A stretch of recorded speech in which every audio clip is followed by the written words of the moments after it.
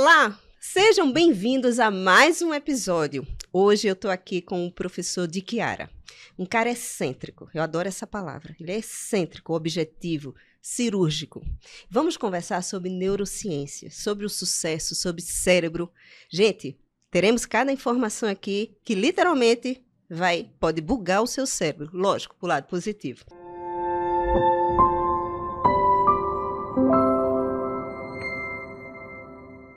Eu vou pedir que ele se apresente, por isso que eu falei, ele é tão excêntrico que aqui quem se apresenta é ele. Prof, por favor, se apresente. Cara, que legal. Excêntrico é uma coisa que é inusitado. Ninguém nunca me chamou de excêntrico, mas vamos lá, eu aceito ser excêntrico. Pessoal, meu nome é Chiara, eu sou um profissional da área de vendas e marketing de negócios. E ao longo desse tempo todo trabalhando, sempre muito curioso, a questão de 12 para 13 anos atrás, eu conheci a tal da neurociência.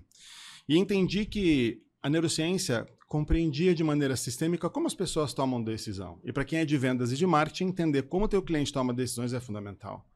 E me aprofundei nesses estudos, criei um modelo de negócio de neurociência aplicado às vendas, né, que eu trouxe do marketing, emprestei do marketing alguns conhecimentos.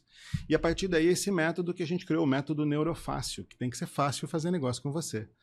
E esse método se espalhou pelo Brasil, pela América Latina, já chegamos nos Emirados Árabes, já estivemos nos Estados Unidos e na Europa, e muita gente hoje fala de neurociência aplicada às vendas com base naquilo que eu trouxe da minha vida profissional de 30 anos, junto com essa minha vida acadêmica de mais de 10 anos, juntando esses dois universos, a gente consegue criar modelos de negócio que são super saudáveis para as empresas, que são sustentáveis e que, graças a Deus, têm dado muito resultado para as pessoas. Isso me deixa essencialmente muito feliz. A parte que você falou da objetividade é assim, eu só trabalho com verdade. Então todas as mentiras, as falácias e as coisinhas bonitas que o mercado está falando para vocês, se não forem verdade, eu entro com os dois pés no peito. E talvez essa seja a minha excentricidade. E o professor é verdadeiro, acredite, polêmico. Vamos começar de uma forma bem básica. Vamos lá. Neurociência. O cérebro, ele pode ser seu aliado ou seu inimigo. Como é que a gente desenvolve essa definição? Essa dualidade, ela sempre é saudável, né? O cérebro sempre será seu amigo. Até que ponto ele... Como assim ele vai ser o seu inimigo? O cérebro tem duas funções muito básicas. E tudo que ele faz está ligado com isso, que é a sua sobrevivência, ele tem que te manter vivo, e a sua reprodução, que não é só o tchuk-tchuk lá, é manter você aceito socialmente. Então, tudo que o seu cérebro faz é para que você permaneça vivo e que você permaneça aceitável socialmente. Então, quando você se expõe numa questão que vai te envergonhar, o teu cérebro te dá algumas travas. Quando você se sujeita a uma alternativa onde você vai ameaçar a sua sobrevivência, ele também te coloca algumas travas. E aí? Então, até que ponto isso é negativo e positivo? Vamos lá, a gente fala de comportamentos, né? Então, o cérebro, ele reflete comportamentos, ele gera comportamentos. E esses comportamentos podem ser, às vezes, tóxicos, às vezes podem ser comportamentos que não são aceitáveis naquele momento, mas sempre o objetivo básico do cérebro humano é te manter vivo e te manter sendo aceito socialmente, onde você possa se reproduzir na sociedade que você está. Isso ele é bom. Ele te defende, né? Ele sempre vai te defender. É por isso que você vai num bungee jump, por exemplo, bungee jump, né? Que você pula daquela plataforma com o elástico preso aos pés. Tem 50 pessoas na fila. Você é a 51ª. As 50 pessoas pularam na sua frente enquanto você subia a escadinha junto. Todas deu certo. Chega na sua vez, o que você pensa? Que vai dar certo ou que você vai morrer? Que vai morrer. Exatamente. Então, o teu cérebro não entende que aquilo é uma realidade e que está tudo bem. Ele vai te segurar e vai te ameaçar e vai falar não pula, não pula, não pula, até que você, por uma questão de convenção social, olhando as outras 50 pessoas que estão aqui atrás, fala assim, ai meu Deus, e como é que eu vou descer no meio dessas 50? Então, por uma questão de comportamento de aceitação de bando, afinal de contas, nós somos seres orgânicos, carne e osso, e somos seres sociais, vivemos em sociedade, para que a sociedade não nos rejeite, a gente então pula com uma certa certeza, vamos colocar assim, de que aquele elástico vai dar certo. Mas o seu cérebro detesta esse tipo de situação, Mônica. E nessa decisão de pular, a gente está falando de ser coagido pelo ambiente? O cérebro aceita essa coação? Veja, nós nunca vamos mudar o ambiente, mas o ambiente sempre vai nos moldar, né? Não é uma questão de coação, mas sim de uma questão de aceitação social. Até que ponto você precisa ser aceito socialmente naquele momento e com aquele grupo que você está? Isso é de um brilhantismo evolutivo maravilhoso, porque nós temos sempre a vontade de fazer parte de grupos de sucesso. Então, assim, se às vezes aquele grupo que está me pressionando, vamos dizer assim, socialmente, não me interessa muito, eu não ligo. Eu simplesmente faço a minha decisão da melhor maneira possível. Agora, se é um grupo que, puxa, eu preciso manter uma certa imagem, preciso manter uma conduta para que eu não gere surpresas e desconfianças naquele outro grupo, daí eu me modifico para que eu possa ser mimetizado naquele grupo e eu faça parte daquele grupo de maneira sistêmica. Como é que a neurociência define o sucesso? E como é a atuação do cérebro nessa definição? Vamos lá. Você está viva? Sim. Você é aceita socialmente? Sim. Então você tem sucesso. É assim que funciona. A neurociência é clara com relação a isso. Então ela é bem cirúrgica, né? Ela é objetiva. Objetiva. Ela é objetiva, porque eu sempre digo, né, que quem criou a gente não errou em absolutamente nada, né? Se você olha a configuração de uma mão humana, de um joelho humano e de um cérebro humano, é impressionante como tudo que foi pensado funciona da maneira que tem que funcionar. O cérebro, cada vez que a gente estuda mais o cérebro humano, mais a gente se surpreende, mais a gente fica feliz com o que a gente tem de recurso e mais a gente aprende a usar esses recursos favoravelmente. A gente gasta, em média, Mônica, o cérebro humano gasta por dia em torno de 400 a 500 calorias, diariamente, né? Isso é pouco mais do que uma energia para manter uma lâmpada acesa. Agora, se você pegar um processo de inteligência artificial e pedir para fazer alguns processos cognitivos que o cérebro humano faz, dependendo do que a gente está falando, eu precisaria de umas 3 usinas Itaipu conectadas nesse computador para que essa inteligência tivesse energia suficiente para executar essa tarefa que o nosso cérebro executa como a energia de uma lâmpada.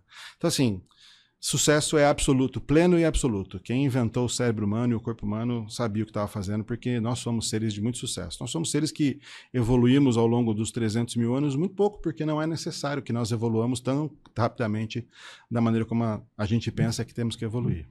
Eu vi uma frase um dia desse que me deixou bem pensativa, que o cérebro ele é como um músculo, ele precisa ser treinado.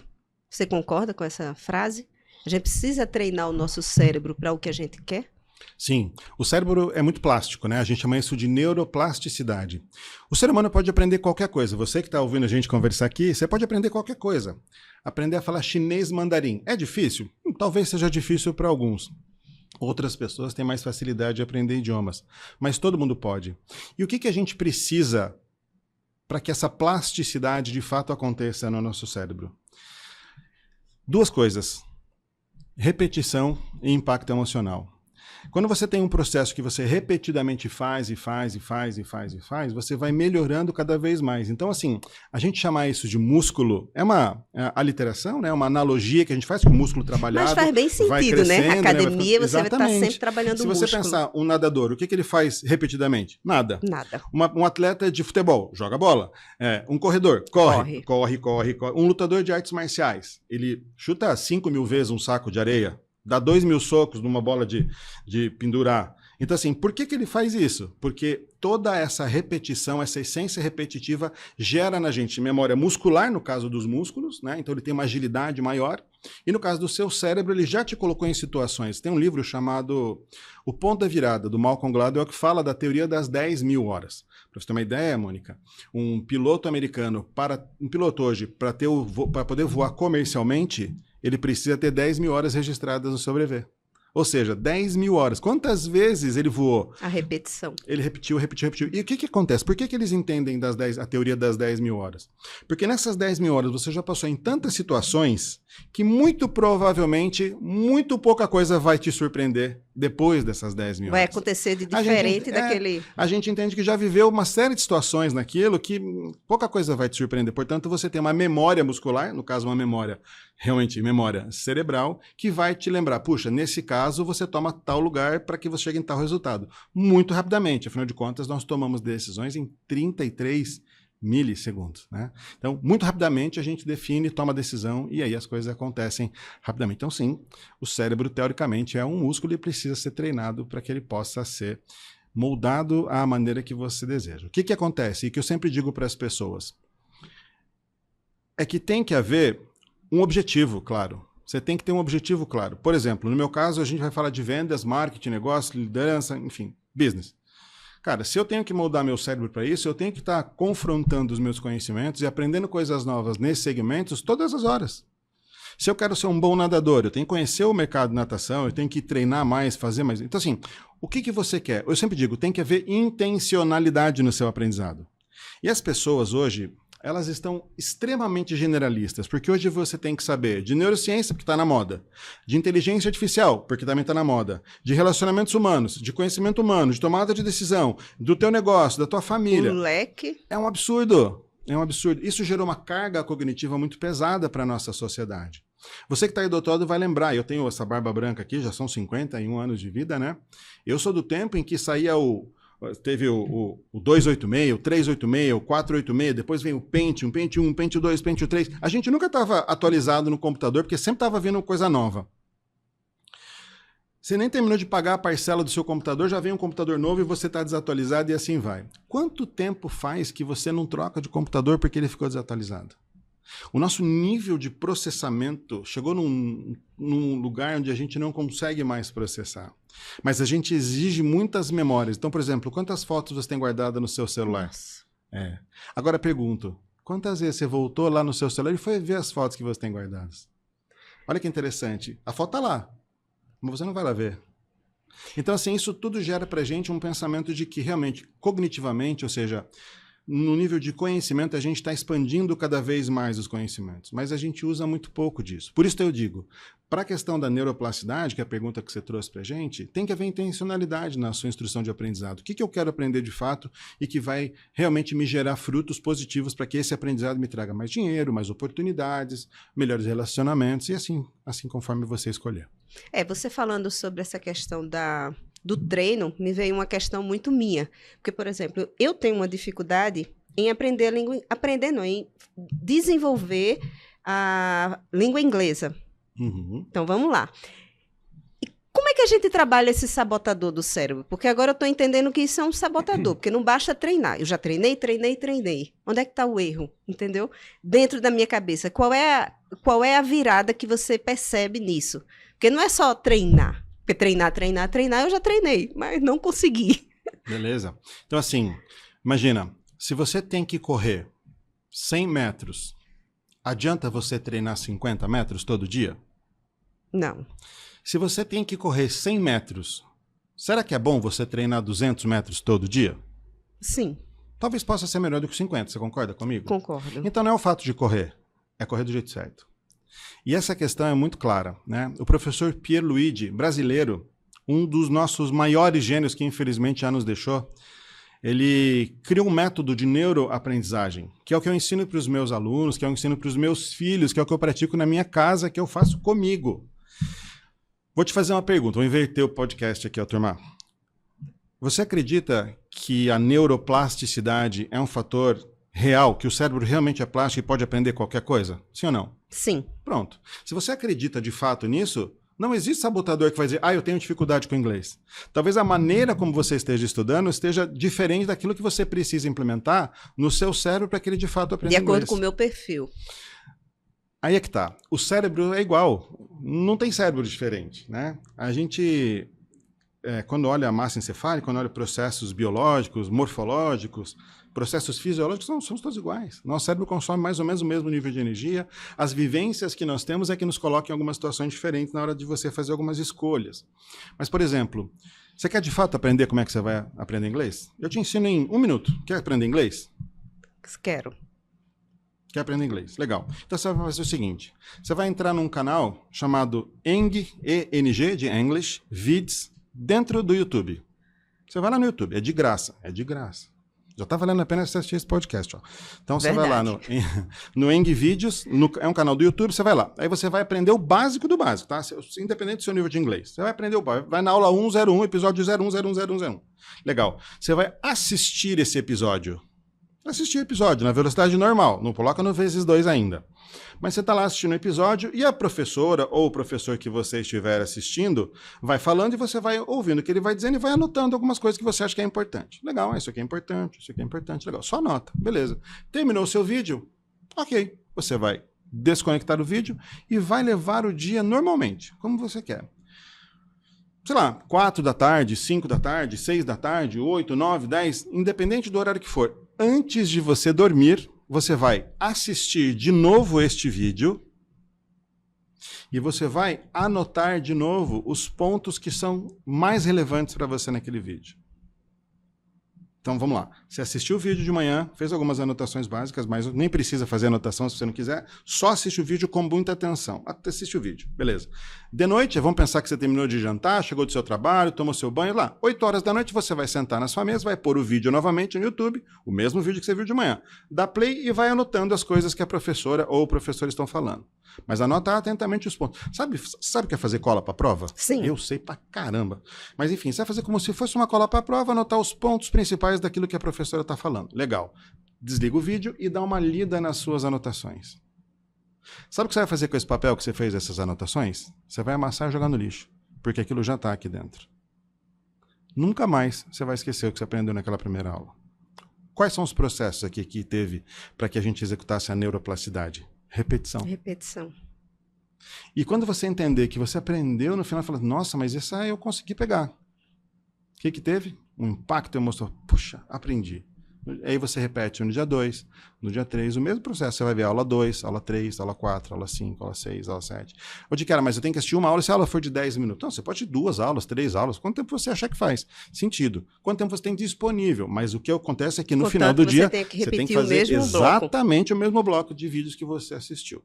Eu duvido e eu aposto com você que se você fizer isso com disciplina por 1 mês, I come back here and you understand everything that I teach you a few minutes ago. Arrasou. Eu vou fazer. E eu vou vir fazer um podcast em inglês, viu, Dudu? Vou vir fazer um podcast aqui falando em inglês. É isso aí, professor Pierluigi. Um gênio, professor gênio brasileiro, pouco reconhecido, mas eu recomendo fortemente. Quem quiser saber mais sobre isso, vai nesse mesmo YouTube e procura por Professor Pierluigi.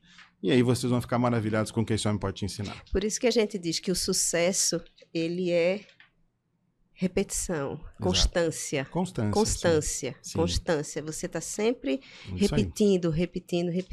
Vamos para neurovendas? Bora. Neurovendas, que eu sei que é o tema que ele ama falar. Adoro. Vamos. O que é neurovendas? É neurociência aplicado a vendas, né? Como é que o ser humano toma decisões?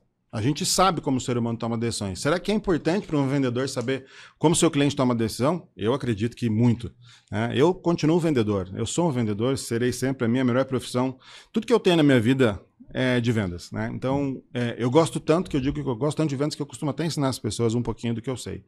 Mas a ideia das neurociências aplicadas às vendas é que nós entendemos que algumas questões de verdade absoluta que o mercado tem trazido, na realidade, não funciona, né? Assuntos como gatilhos mentais, né? Alguma coisa com relação à inteligência emocional, isso tudo são fatores que as pessoas trazem e que são gostosos de ouvir. É muito gostoso de ouvir isso. É muito delicioso ouvir.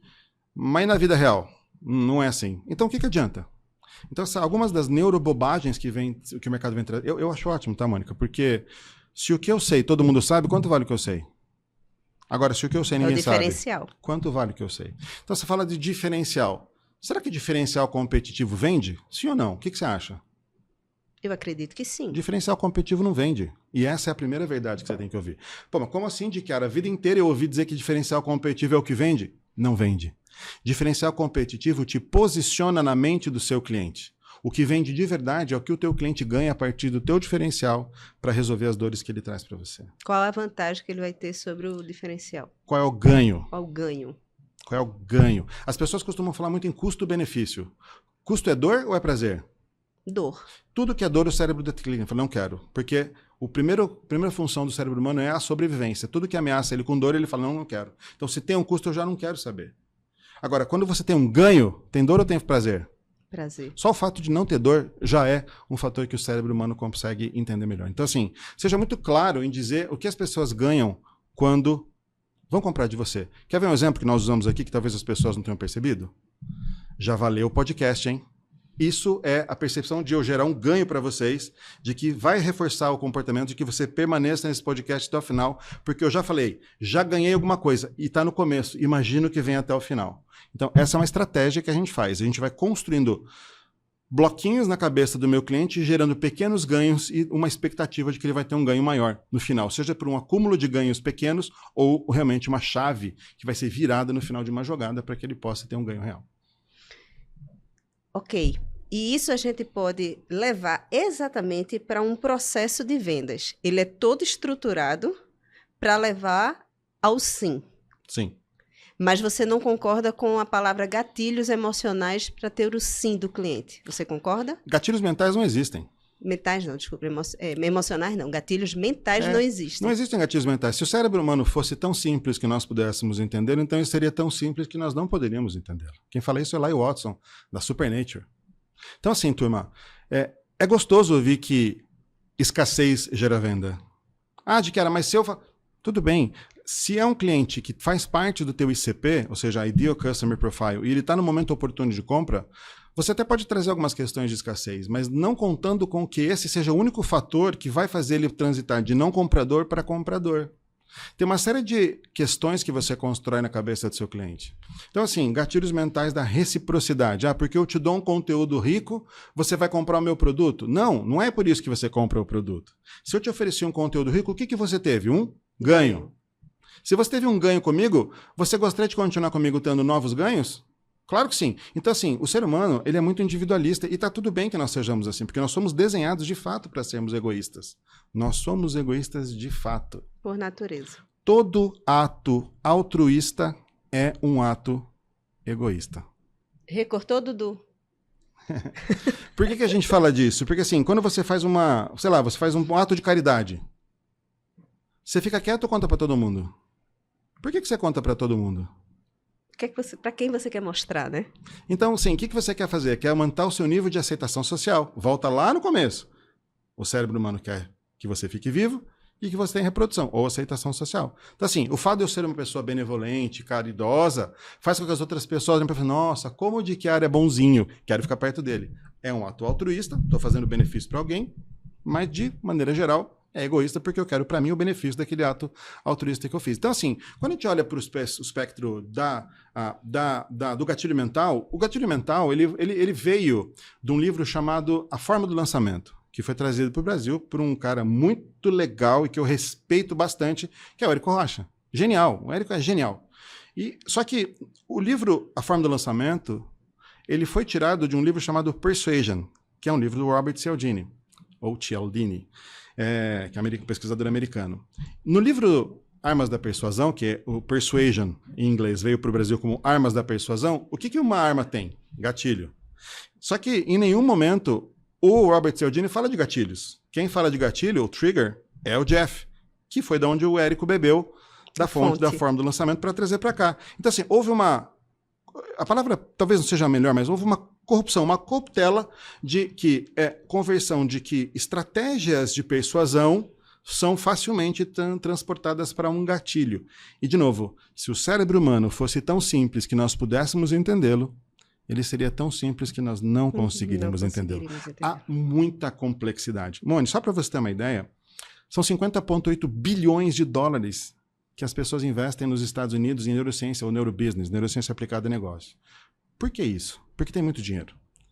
E quanto mais você pesquisa sobre o cérebro humano, mais abrem lacunas de pesquisa para que você possa entender de fato tudo o que está acontecendo. O cérebro humano não é tão simples quanto as pessoas querem. Agora, por que as pessoas fazem isso então? Elas são mal intencionadas? Eu prefiro acreditar que não. Que não. É porque quando você traz conhecimento fácil, você gera nas pessoas um certo conforto e, portanto, você passa a ser mais agradável. Quando você gera nas pessoas um espectro de pensamento crítico, de evolução crítica, não é legal. Nem todo mundo está afim de jogar esse jogo. Então, nós, pesquisadores, nós, profissionais, nós que de fato estudamos e implementamos no mercado tudo aquilo que a gente traz dos estudos para de fato aplicar no mercado e funciona, aí tem uma questão. Mas demora demais. E as pessoas, às vezes, não estão prontas para isso. Por isso, elas pegam um conhecimento fácil, gostoso, palatável. Mais raso. Mas é raso. É raso. E aí o que acontece? Há uma frustração. E essa frustração é um problema sério. Porque quando você se frustra, você começa a gerar um afastamento desse assunto. Isso é pra tudo, né? Isso é pra tudo que a gente faz na vida. O que te frustra, te afasta. Te afasta. Então, assim, as pessoas acabam falando que, não, vendedor é tudo bom de garganta. Não, não é. Ah, vendedor tem que saber falar direitinho. Qualquer pessoa tem que saber se comunicar. A comunicação, hoje em dia, é um dos grandes diferenciais competitivos que nós temos. É a principal moeda. Lógico, ele nos posiciona. E as pessoas que se conversam com quem sabe se comunicar direitinho, qual é o ganho que elas têm? Uma absorção melhor do conhecimento, uma facilidade na gestão da conversa. As pessoas conseguem se entender melhor. Esse é o ganho que as pessoas têm por se comunicar direito. Por isso nós temos um amigo em comum, né? O Everson Barbosa, que é um dos mestres da comunicação. Que diz quem comunica, multiplica. E ele está certíssimo nisso. Aliás, o Everson, estudante da Florida Christian University, no curso de neuromarketing, também é um neurocientista, né? Um cientista comportamental, não um neurocientista, mas um cientista comportamental e sabe muito também. E então, sabe usar as palavras muito. certas na hora ele certa. Ele é muito inteligente, né? Então, muito. todo o meu respeito e a honra ao Everson por tudo que ele construiu, tudo que ele constrói, e de fato ele tem razão. Quem comunica, multiplica. Por quê? Porque é um talento inato que as pessoas podem sim também desenvolver e devem desenvolver cada vez mais. A comunicação é fundamental. E é ela, de fato, que faz com que você possa ter elementos que você coloca no seu processo comercial de vendas para que as pessoas possam entender melhor a sua mensagem e que, de fato, seja fácil fazer negócio com você. E é muito bom, é muito confortável a gente ouvir assim. É um talento que você pode desenvolver, porque muitas vezes a gente se acomoda no dizer, isso não é para mim, não nasci para isso. Não existe isso. Não. Existe o desenvolvimento. Existe agora, a intencionalidade. A intencionalidade, né? Eu costumo dizer uma frase bem curtinha que eu digo, escolhas criam. Exatamente. Intencione, crie a sua realidade e vá atrás. Quando a gente estudou junto, eu dei aquela aula que você estava, inclusive, lá no Transformatória, a gente falou da intencionalidade das postagens. As pessoas postam por postar, né? Porque tem que cumprir uma tabela. Meu Deus, eu preciso postar, senão...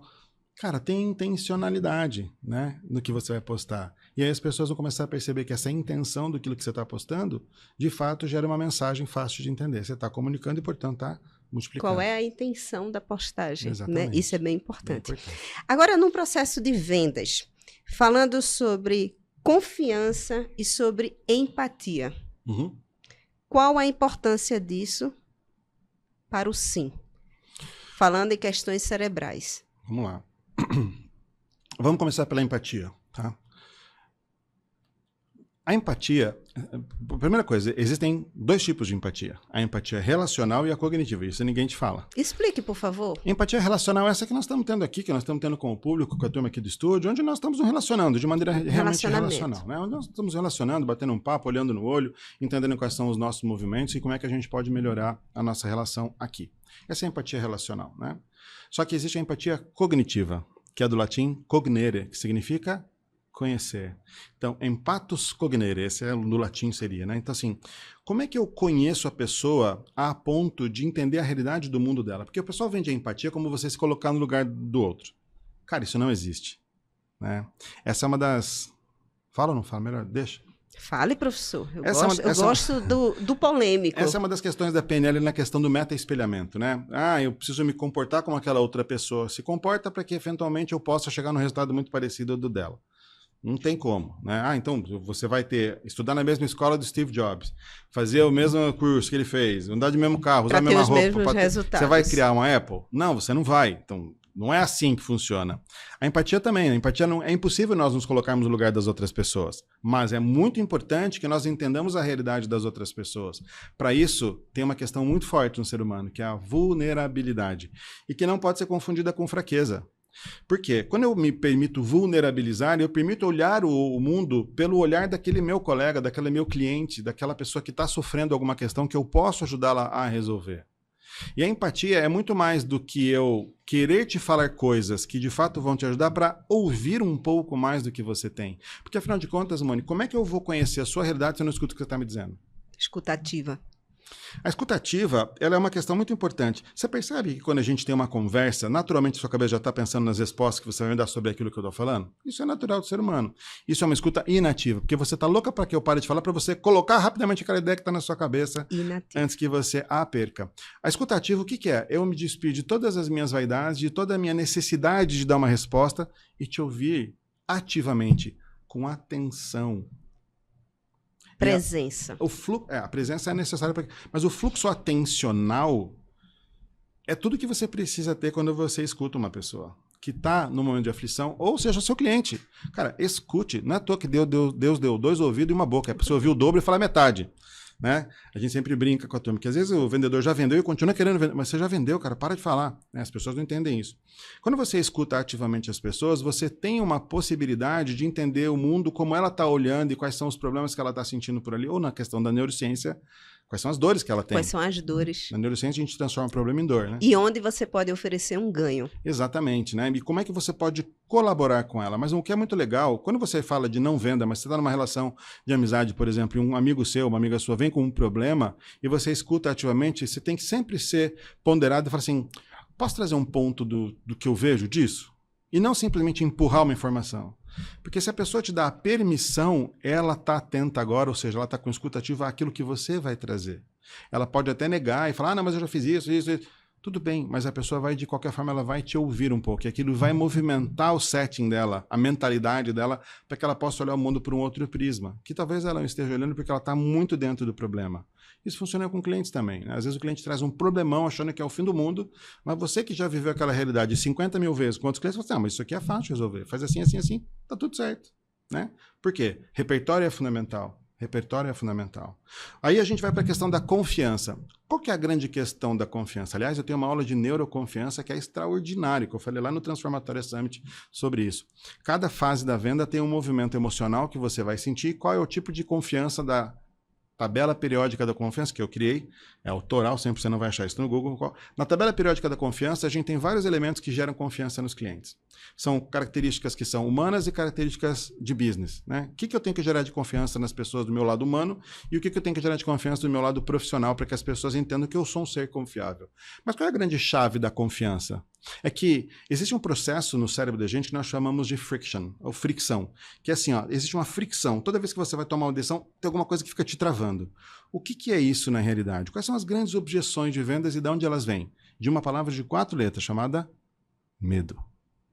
Eu tenho medo. Eu não sei quem você é, não sei se o teu negócio vai realmente me ajudar, se você só está querendo meu dinheiro. A confiança, ela reduz esses obstáculos de fricção. Ela deixa o ambiente um pouco mais lisinho para que você possa tranquilamente colocar. Reduz o medo. Medo e reduz os obstáculos. Quando você traz, porque, por exemplo... As objeções. Né? Quando assim, por que eu falo de confiança e objeção e por que isso tem a ver?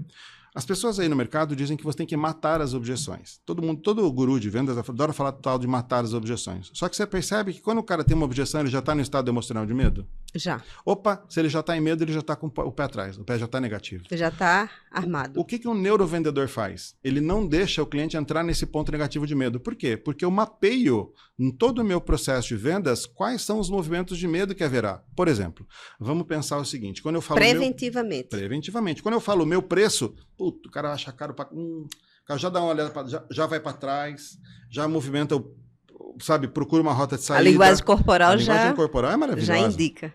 O Vitor do Metaforando fala muito disso. O canal do Vitor Metaforando no YouTube também é muito bom. Mas o que acontece? Ou seja, o cliente começa a te dar sinais de que ele já entrou em medo.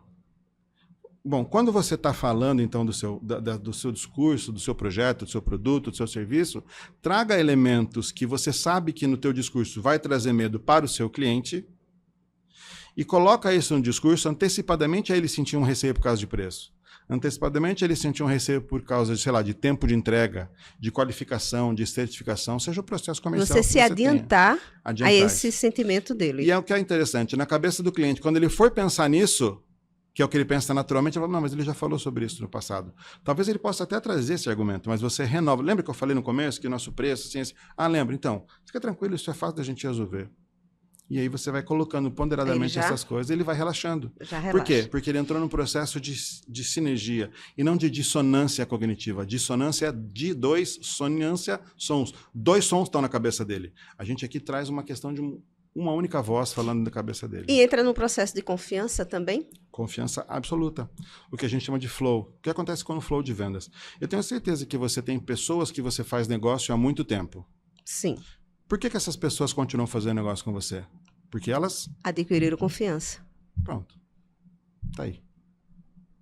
Ou seja, você não é mais um obstáculo, você não gera mais medo nas pessoas, porque você torna-se uma pessoa confiável. Você a conhece, conhece seu processo, conhece seu produto, conhece como seu produto, seu serviço ajuda elas, portanto, há uma confiança intrínseca. A Moni é gente boa, tá sempre aí, eu sei o que ela faz, com que ela anda, tá tudo certo. Esse é o fator. Tudo é ciência, tudo é calculado, tudo é medido, tudo é intencional. Tudo intencional. A palavra é essa, você tudo é intencional. Mas há uma manipulação da tua parte, então. Absolutamente não. Né? Absolutamente não. Aliás, eu sempre procuro trazer as questões da ética e da moral sempre muito favoráveis à questão da neurociência. Porque as pessoas naturalmente tendem a pensar que, quando você entende isso que eu falo, parece, então você consegue manipular todo mundo. Primeira coisa é que ninguém vende tudo para todo mundo. Eu tenho que saber quem de fato é o meu cliente que está a fim de comprar o meu serviço ou o meu produto. Esse é o primeiro passo. Eu tenho que fazer essa diferença. Mas a manipulação tem uma diferença muito severa da persuasão. A manipulação é quando uma coisa é boa só para mim. E o vendedor que é vendedor de performance, de alta performance, ele não está vendendo porque é bom só para ele. Ele sabe que de fato é bom para o cliente dele.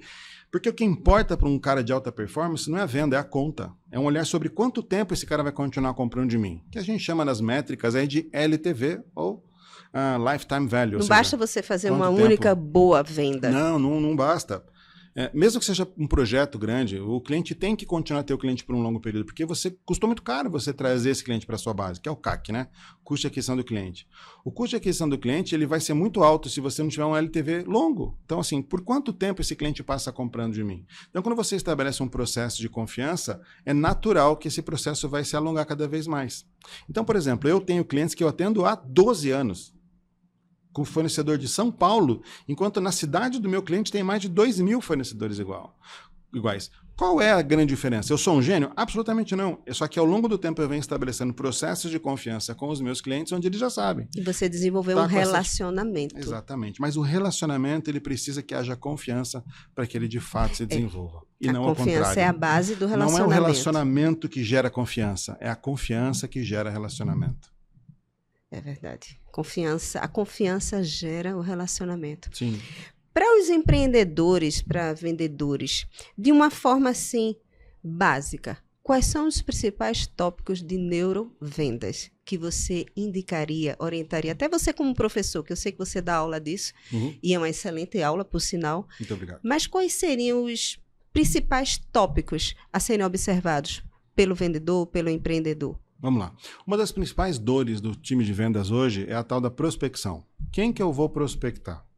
A minha dica para você é: elenque, pega uma lista de todos os teus clientes. Se você seja num papel de pão, seja uma tabela Excel ou no seu CRM, dependendo do nível do seu negócio, mas é aplicável para todo mundo da mesma forma. O que acontece? Você vai olhar os seus clientes lá. Eu tenho 100 clientes. Desses 100 clientes que eu tenho, 20 clientes provavelmente trazem 80% dos meus ganhos. É a lei básica, né, de 80-20, né, um gráfico básico de Pareto.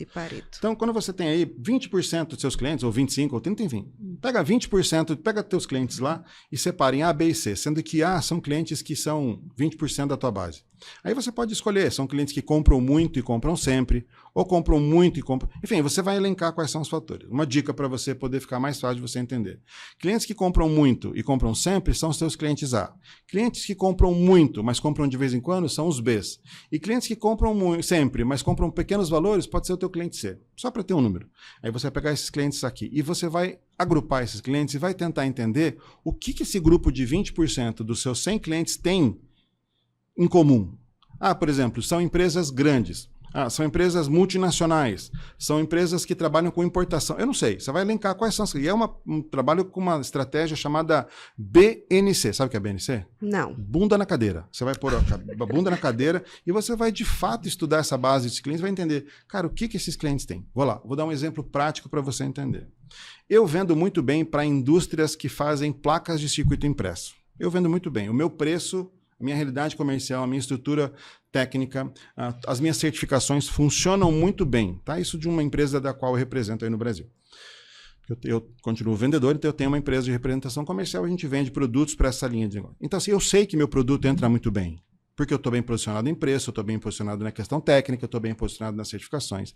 Então, o que eu pego? Eu vou prospectar montadoras de veículos ou vou prospectar empresas de tecnologia que fazem placas de circuito impresso? Eu vou entender que eu vendo muito bem para as empresas que fazem placa de circuito impresso e vou buscar novos clientes para placa de circuito impresso. Isso faz com que esse mercado, que já me compra, já sabe quem eu sou, já conhece as minhas certificações, já tenho referências, vai ser muito mais fácil de eu continuar entrando nesse mercado do que um mercado novo onde eu nunca entrei, mesmo que ele seja mais lucrativo. Aqui você vai despender mais energia. Até você conseguir chegar nesse primeiro movimento de prospecção, você vai ter uma velocidade muito maior. E por que velocidade é importante? Porque ela vai gerar um capital monetário mesmo, pecuniário, financeiro na sua empresa, que te permite, então, agora buscar novos mercados. Mas agora o teu colchão, a tua conta básica está paga. Você pode se aventurar em novos mercados. Isso gera sustentabilidade para o seu negócio. E porque o novo colchão, ele gera custo. Puxa, muito custo, né? Mônica, a gente tem um estudo onde nós vimos que custa 17 vezes mais caro trazer um cliente novo do que manter os clientes que você tem na base. Então, assim, quando você estabelece uma ritualística de trabalho e uma base forte para áreas de, por exemplo, placas de circuito impresso, você reduz muito o teu CAC, porque você conhece o mercado. E o CAC é o custo de aquisição do cliente. Você já conhece a ritualística de mercado. Porque se é um mercado novo, você não sabe exatamente. Então, assim, você vai gastar mais tempo. Se você usa Facebook, Instagram, Meta, WhatsApp, TikTok, para conseguir leads em inbound marketing, você tem que trabalhar com leads muito mais caros, porque você não é nada ali. Com outro lugar, você já consegue definir muito mais claramente. Então, esse é o primeiro movimento de o quê? De prospecção de clientes. Vamos para manutenção de clientes. A gente falando de neurovendas. Cara, é muito importante você gerar processos de confiança junto dos clientes que estão comprando de você, se você mantiver um pipeline ativo. Como é que eu gero confiança dos meus clientes? Toda vitória que nós tivermos juntos, eu tenho que tangibilizar, eu tenho que capitalizar em cima das coisas. E as pessoas pararam de comemorar as pequenas vitórias com os seus clientes. Então, é muito importante que toda vez que dá certo um projeto, dá certo um processo, dá certo uma compra, liga para o teu cliente e fala assim, oi, Mônica, tudo bem? Ó, deu muito legal, foi muito bom, o podcast deu super certo. Tarará. Então, você está celebrando com a pessoa todas as vitórias. E quando tiver problema, você resolve muito rapidamente. Porque pensa comigo, um problema que um cliente te traz não é uma oportunidade de você reforçar a sua competência técnica? E alimentar a sua confiança, a confiança claro que ele tem em você. Porque quando o cliente tem um problema, de quem é o problema? É seu, nosso. É meu como vendedor, como claro. Vendedor. Eu imagino, toda vez que o cliente tem uma reclamação, eu imagino uma bigorna. Sabe o que é bigorna? Aquela peça de metal pesadona que as pessoas usam para martelar outro metal em cima? Sim. Uma bigorna, no colo da pessoa. Pô, aquilo lá é ruim, incômodo. Eu tenho que ir lá e pegar aquela bigorna e tirar e falar, ó, viu, Mônica, deixa comigo, eu vou resolver isso aqui. E eu vou fazer a partir de agora isso aqui é meu. E quando você resolver, celebre de novo aquilo. Ó, tá tudo certo, não se preocupe, tudo é resolvido. O cliente vai falar, ufa, graças a Deus. Então, gerou um processo de confiança. E quando você tem clientes novos, né, que estão começando a ser construídos na sua base. A mesma coisa. Você vai manter sempre ativo o processo de comunicação física o máximo que você puder. Ou quando você não puder fazer essa comunicação física, ainda que você tenha intervenções online, seja muito claro nas suas comunicações e cada vez mais celebrar essas pequenas vitórias que vocês têm. Isso vai gerar no cliente um comportamento de que você não gera dor. Você gera ganhos, e que você repetidamente mostra todos os ganhos que ele vai ter, vai acabar que o cliente vai perceber que, de uma certa forma, é fácil fazer negócio com você. E é aquela coisa, né? O cliente ele tem que ter a sensação que, por exemplo, ele tem um problema e ele deixou na sua mão e ele vai dormir tranquilo. Exatamente. Que vai ser resolvido. Isso é a confiança. Essa é a confiança. A cada problema que ele vai dormir tranquilo e no outro dia ele amanhece solucionado, ele vai alimentando o potinho da confiança. E isso é uma riqueza, né? É isso. Agora eu fico pensando assim, de uma forma bem, bem louca. É muito... Hoje, com o advento da internet, a quantidade de informação que a gente recebe dos coaches, dos mentores, dos que falam. A vida do empresário hoje é uma luta para você manter um negócio, porque assim, eu vejo hoje, diante do que você fala, muita gente faz muita coisa errada. Tá fazendo muita coisa errada. Ainda bem, porque eu tô aqui para ajudar, né? Ainda bem, é por isso que eu ganho dinheiro. Mas então, assim, você vê, nós recebemos, em média, 11 milhões de bits de informação por segundo. É muita informação. Lembra que eu falei da carga cognitiva, do computador que não é trocado? É por causa disso. Cada vez mais a gente recebe mais e mais e mais informação. Mas hoje a gente consegue medir em torno de 11 milhões de bits de informação por segundo. Você está sentindo o seu pé encostar no chão? Sim. Você estava sentindo antes de eu perguntar? Não. Exatamente, mas ele estava encostando, não estava? Estava do mesmo jeito, seja, né? Seu corpo estava recebendo a informação de que meu pé está encostando no chão. O que eu fiz em você? Eu ativei em você o olhar. Ah, meu pé está encostando no chão. Então, os excelentes profissionais, eles têm essa habilidade de saber que nos fluxos atencionais você tem muita coisa acontecendo ao mesmo tempo. Só que você é responsável, enquanto empresário, de trazer verdade e trazer importância e processo atencional para aquilo que de fato importa naquele momento. Então, numa brincadeira que eu fiz com você, você começou a pensar no seu pé. Você não estava pensando até então. Podia ser mostrar um ponto num catálogo, podia ser efetivamente eu trazer uma vantagem competitiva que você vai ter com o meu trabalho, podia ser eventualmente trazer um ganho que talvez você não tenha percebido, pode ser eu parar de falar se o seu telefone fizer plim-plim e você perder a atenção e olhar para o seu celular enquanto eu estou falando. Então, eu é que coordeno num processo comercial onde é que estão os fluxos atencionais dos meus clientes. Por quê? Apesar de você receber 11 milhões de bits de informação por segundo, você, Mônica, e você que está do outro lado, e eu, só conseguimos capturar 40 bits por segundo. Então, quem determina aonde está o fluxo atencional sou eu, e não o meu cliente. Eu determino onde é que está o ponto atencional dele. Isso é muito importante para que a gente possa saber fazer negócios cada vez melhores. Hoje, o seu trabalho, você consegue dar apoio às empresas com técnicas de neurovendas para que as empresas possam faturar de uma forma mais assertiva e prosperar e ter mais ganho, adquirir a confiança do cliente. É todo esse contexto hoje do seu trabalho nas empresas. Sim, no processo de consultoria, sim, né? Então, nós temos uma consultoria, né, de neuromarketing e neurovendas, onde a gente faz todo um processo de redesenho comercial das empresas, para que eles possam estar adequados à nova realidade comercial. Porque as pessoas falam que é um novo normal, né? O novo normal não existe. O ser humano sempre foi igual e sempre vai ser igual. Os comportamentos, ok, pode até mudar de certa forma, mas o que gera esse comportamento no ser humano não muda nunca. O que acontece? Então, assim, eu ajudo as empresas a terem um olhar mais claro sobre suas vendas, sobre seus processos comerciais, definição melhor de quem ele é, onde ele vende, para quem ele vende, um olhar claro sobre a sua concorrência e, mais do que isso, o que fazer para se aproximar ou não de clientes que te interessam na vida real. E também marketing estratégico. Tudo isso com base na neurociência. Ou seja, os processos que a gente desenvolve nas empresas, na parte de consultoria, sempre tem uma fundamentação científica. E aí o meu time tem, puxa vida, eu, por exemplo, tenho 30 anos de negócio, né? Eu trabalho há muitos anos, então eu tenho 30 anos enfiado em empresas de tudo quanto é jeito, tudo quanto é lugar, de várias culturas. Isso deu uma abertura da minha lente para entender que, cara, cada realidade que as empresas vivem, a gente consegue ver que não são muito distantes umas das outras, né? Então esse repertório me ajuda muito a ter respostas rápidas para quando você tem uma necessidade intrínseca. E na parte do marketing. Marketing é extraordinário, por quê? As empresas acham que postar é fazer marketing. Hoje em dia, você fala de planejamento estratégico de marketing, tem gente que faz xixi na calça, fala, meu Deus do céu, o que é isso? Só que, se você não sabe onde você está e aonde você quer chegar, é como o nome diz a deveria Alice, ser né? Planejamento Intencional de Marketing. Então, mas a estratégia é uma intencionalidade, Né? porque dentro da estratégia você tem a intenção de o que você quer fazer, porque às vezes as empresas não sabem nem o que querem de verdade. Mas as pessoas esqueceram da estratégia. Estão só Então, postando. ótimo. Acha que é quantidade. Postar. Continuem fazendo isso. Depois você me chama e a gente resolve. Depois me chame. Agora vem uma curiosidade. Onde foi que chegou essa informação para você? Qual foi o despertar lá no passado Da que o neurociência? tema neurociência chegou para você? Como foi que você voltou o olhar para isso? Vamos lá. É assim, eu fui diretor internacional de vendas de uma empresa muito grande, né? Eu tinha 614 pessoas que reportavam para mim. E a gente saiu de um faturamento de 3 milhões de dólares para 25 milhões de dólares. Então, nessa construção, chegou um momento que bateu no meu teto. Eu tinha dinheiro para contratar tudo quanto é treinador que você pode imaginar, palestrante, coach, toda essa galera aí. Eu contratei os caras mais feras. Chegou um momento que eu comecei a ver, Mônica, que todo mundo falava a mesma coisa. Eu falei, mas não é possível. Tem alguma coisa errada. Ou seja, se o que o cara está trazendo para o meu time, que eu estou contratando um cara para trazer um troço top, para ele ser diferente, para ele conseguir estar performando melhor no meu cliente, é o que está todo mundo falando, o meu concorrente sabe disso já. E agora? Então, eu sempre fui um cara curioso, sempre gostei de estudar. Sempre gostei, né? Sempre gostei de conhecer coisa nova. Meu pai fala que eu sou o rei da cultura inútil. Fuçador, né? É aquele cara fuçador. Eu gosto de fuçar, né? E um amigo meu me trouxe um olhar sobre uma questão que estava começando a acontecer no mundo, tal da neurociência, neuromarketing, neuroeconomia. Eu falei, cara, que neuro? É neurótico esse negócio. Já tô maluco, você quer me deixar mais louco ainda. E, brincadeiras à parte, eu comecei a olhar com mais critério para isso. Tem um cara em Curitiba que eu gosto muito, que é o professor Marcelo Peruzzo, né? Que me ajudou muito, foi meu professor na graduação, que estava nesse olhar. E eu me aproximei dele e comecei a entender os movimentos de neurociência aplicado a negócios.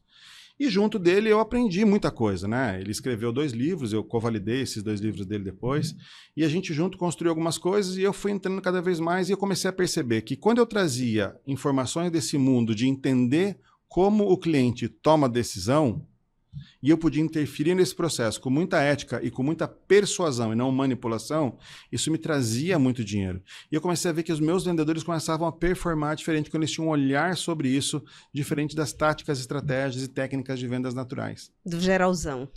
Da galera, Saiu né? da vala comum. Saiu da vala Então, comum. eles geravam estratégias e processos de confiança muito mais rapidamente com os clientes deles do que se eu estivesse estabelecendo estratégias e táticas usadas como todo mundo usa. Aí foi quando começou a mudar a chave. E a gente partiu e chegamos num negócio em até 25 milhões de dólares de faturamento. Foi muito legal. Interessante. Agora vamos levar para um contexto diferente. Como que o professor de Chiara utiliza a neurociência no dia a dia? Na sua vida pessoal, no seu emocional, existe alguma estratégia para isso que você usa? Profissionalmente falando ou pessoalmente falando? Pessoalmente falando. Não. Veja, é assim, né? Quando a gente faz a leitura, por exemplo, de microexpressões faciais, né? Para quem estuda as microexpressões faciais, o professor Paul Ekman tem um livro chamado A Linguagem das Emoções, é um livro que eu recomendo todo mundo a ler. Tem o Vitor do Metaforando, tem várias coisas. Mas procura pelo professor Paul Ekman, que ele tem um curso online que é muito legal, e ele dá cursos do mundo inteiro também, né?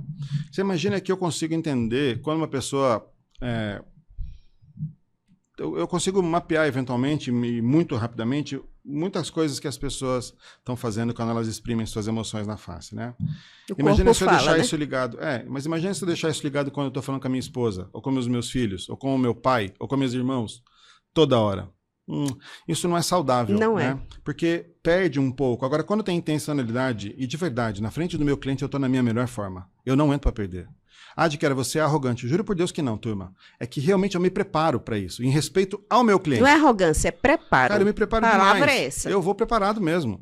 E isso é um respeito que eu tenho comigo, com a minha empresa e com os meus clientes. Porque se eu não estiver na minha melhor forma, o meu cliente vai perder eventualmente, uma coisa que ele poderia ganhar. Então, de fato, eu me preparo. Então, de fato, sim, eu estou preparado para entender quando o cara se afasta em algum movimento daquilo que eu estou falando, ou quando ele perde a atenção no processo, eu sei o que eu tenho que fazer naquela hora imediatamente. Então, assim, a neurociência ela é poderosa, por quê? Porque ela te dá muito subsídio, muita carga para que você esteja cada vez melhor preparado. Te dá muita munição. Muita munição. E aí, assim, as pessoas reagem quase que sempre da mesma forma. Tem um livro, e aí eu falo bastante de livro porque ajuda as pessoas, que é o Previsivelmente Irracionais, do professor Dan Ariely, né? Onde nós somos, de maneira geral, previsivelmente irracionais. Nós somos previsíveis. Nós somos previsíveis. E por que irracionais? Porque 95% de tudo que você decide na sua vida não é racional. Então, assim, se você é previsivelmente irracional, eu sei exatamente como você reage, eu sei o que eu falo e sei qual vai ser a sua reação e sei qual vai ser a minha fala depois da reação que você previsivelmente vai ter. Você já tem toda a cena mapeada, estruturada, mapeada. Tá tudo mapeado. É exatamente isso. Você vai para a guerra preparado. Sim. E é muito interessante que o professor de Chiara, ele tem mesmo esse contexto, quando ele diz assim, eu não sou arrogante. Eu sou aluna do professor de Chiara e assisti a aula dele, e ele é exatamente isso, ele não tem meias palavras. Ele é aquela pessoa que ou você ama ou você odeia. É verdade. E é muito interessante que o meu primeiro contato com ele, eu gosto de pessoas arrogantes. Porque pessoas arrogantes, em muitas circunstâncias, elas têm o que lhe agregar. E eu olhei assim, eu gostei dele, eu digo, gostei desse chatinho, meu malvado favorito. Gostei. E eu criei uma conexão, eu acho que foi legal, a gente criou uma conexão, mas você vê na sala de aula, na hora que ele está dando aula, você vê umas caras.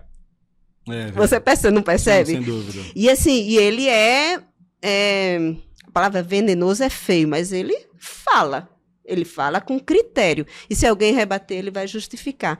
Então é isso, não fuja dos arrogantes. Muitas vezes o arrogante pode somar muito com você. Às vezes dê um voto de confiança e invista mais, tente entender de onde vem a arrogância, que muitas vezes o conhecimento, não é que o conhecimento deixa a gente arrogante, mas o conhecimento ele deixa a gente mais seletivo. Você sabe que essa questão da arrogância, né? Eu de maneira alguma sou arrogante, mas eu tenho um amor muito, muito forte pelas pessoas.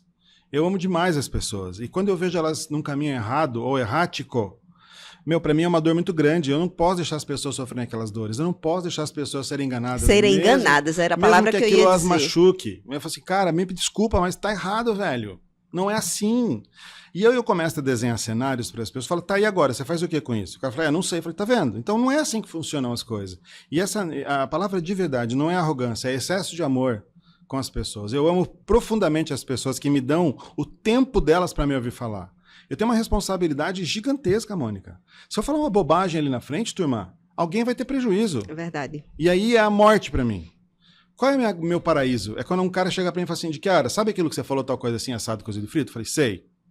Cara, deu certo. Então, por exemplo, eu tive uma aluna em Fortaleza, na Universidade de Fortaleza, aliás, estou voltando para lá daqui a pouco.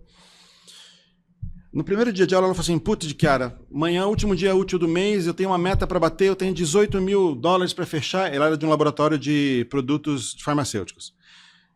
Pode confirmar. Tá lá no meu Instagram. Eu falei para ela o seguinte, ela falou, mas o único que compra esse produto é uma rede de farmácia que já bateu a meta de compras, porque as farmacêuticas elas têm uma meta de compra. Então, assim, essa rede de farmácia, lá em Fortaleza, já tinha comprado o volume obrigatório dela para ter os descontos, os benefícios todos que ela tem todo mês. E esse produto específico, ela tinha que vender 18 mil, era só essa rede de farmácia que comprava. E agora? E agora? Chegando no final Ferrou. do mês. Ou seja, ela não vai bater a meta. Eu falei, não ia bater. Vamos inverter a jogada aqui. O que acontece? Você tem algum pressuposto de promocional que você pode fazer? Não, sim, a gente está fazendo um preço assim, para bater a meta mesmo. Falei, legal. Então você vai entrar em contato com esse cara e você não vai falar da meta dele. Você vai falar que você está trazendo uma última oportunidade para ele para esse mês. Entra, mas ele é muito brabo, ele é muito não sei o quê. Eu falei, então, você está indo com medo. Relaxa. Se tá Já com medo, vira essa chave. Vai com medo mesmo. Mas você vai com o senso de gerar uma oportunidade. De verdade, perguntei para ela, você não gostaria que teu cliente ganhasse um monte de dinheiro? Ela falou assim, gostaria. Você não gostaria que esse monte de dinheiro que esse teu cliente ganhasse por uma oportunidade viesse de você? Puxa, eu adoraria, porque isso melhoraria muito. Esse é o pensamento. Vai com amor. Você vai melhorar a sua imagem, como diz o Ever, né? Veja amor nas minhas palavras. Então você vai lá com amor mesmo. Fala assim, olha, tem uma oportunidade para você, eu sei que você já bateu a meta do mês, você não tem obrigação de comprar, mas olha, tem 18 mil desse produto aqui, assim, assim, assim. Legal. Ai, professor, será? Falei, vai com fé que vai dar certo. Mas vai com o senso de levar uma oportunidade para ele. Legal. Juro, o que aconteceu no dia seguinte? A oportunidade é dele. É dele. Não é a minha vantagem de bater a minha meta. Falou, você compra sempre isso, tô com uma oportunidade aqui, eu sei que vai estocar um pouquinho, mas vale a pena pelo valor. Enfim, ela criou toda uma estratégia. Dia seguinte ela veio pulando na sala de aula. O pessoal até deu risada, porque ela falou, fechei. Então assim, esse para mim é o meu paraíso. Eu fico legitimamente feliz e muitas vezes emocionado, porque eu sou italiano, então a minha emoção ela vem forte, né? A emoção me traz esse valor de que uma pessoa jovem, ela é super jovem, uma moça que já tem todas as dificuldades que você sabe que as mulheres têm no mundo dos negócios, venceu por uma coisa que nós dois juntos bolamos, uma estratégia que de verdade foi na frente da sala de aula. Tinha 60 alunos. Já pensou se der errado? Mas acontece que na frente do meu cliente, Moni, eu tô na minha melhor forma. O ser humano é previsível. Eu sabia que isso ia acontecer. E ela falou, fechou. Pode ter sido sorte? Pode. Mas também teve uma... Mas para ter sorte você tem que ter um quê de preparo. Mas teve um quê também de intencionalidade dela, de ir com intenção. Vai. Com aquela vontade de dizer, eu vou para fechar. Eu vou para ganhar e vai ser bom para você. Toda vez que eu vou para Fortaleza, ela vai tomar café comigo no hotel para a gente poder bater papo e ela contar das histórias dela. E são várias. Então, assim, não é arrogância. É realmente um amor profundo que eu tenho pelas pessoas, pela família das pessoas. Eu conheço meus alunos, eu conheço a família deles. E é muito legal ver a minha família vendo alunos que me encontram em restaurante, em shopping, me agradecendo sistematicamente por aquilo que eu trago. De novo, talvez eu não seja a pessoa mais agradável do mundo com muitos floreamentos e muito refino para trazer. Nem é muito eu isso. Agora, você quer saber de verdade, pelo menos da minha verdade, que de fato ajuda muita gente, pode ter certeza que eu estou pronto para te ajudar. Que de fato vai ser contribuição. Tá vendo? Vai. Ele só tem cara de brabo, mas ele é uma delicinha.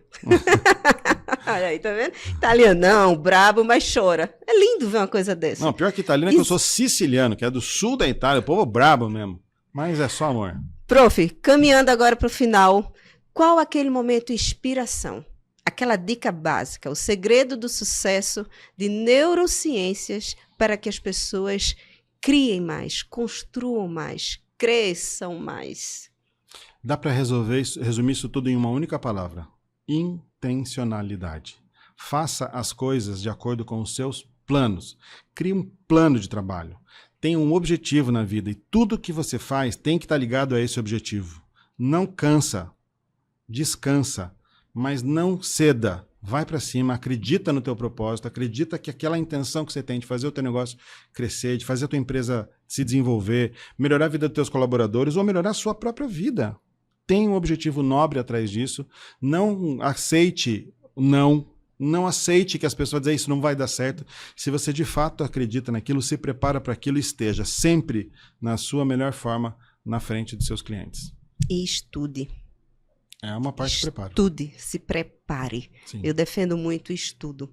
Entenda tudo que você está falando. É isso. Tenha propriedade. É isso. Viu que episódio incrível? Esse episódio você tem que multiplicar. Os contatos, as redes sociais do professor de Chiara estarão no nosso vídeo disponível para vocês. O professor vai estar bem acessível. Busquem o professor caso queiram mais alguma ajuda, uma consultoria, enfim, é o trabalho dele, fazer todo mundo crescer. Obrigada por você ter chegado até aqui. Compartilha esse vídeo, manda para muita gente, porque eu sei que esse vídeo, eu tenho absoluta certeza que esse vídeo, ele é muita contribuição para muita gente. Ele pode virar a chave da vida de muita gente. E vamos para o nosso próximo encontro. Obrigada.